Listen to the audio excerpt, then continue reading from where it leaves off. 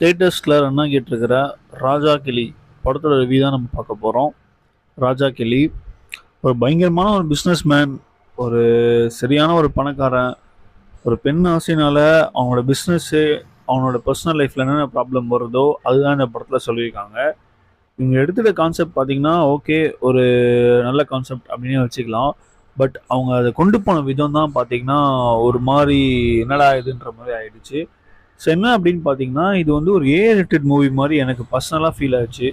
ஏன்னா ஃபர்ஸ்ட் ஹாஃபில் பார்த்தீங்கன்னா நிறைய சீன்ஸ் அப்படி தான் வச்சுருந்தாங்க. ஸோ இந்த படத்தெல்லாம் ஃபேமிலியோட பார்க்க முடியாது. ஸோ அந்த மாதிரி தான் படம் இருக்குது.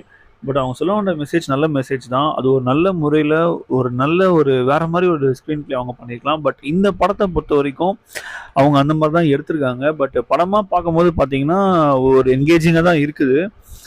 ஃபர்ஸ்ட் ஹாஃபும் சரி, செகண்ட் ஹாஃபும் சரி, அவங்க கொண்டு போன லைனில் தான் அப்படியே படம் போய்கிட்டு இருக்கு.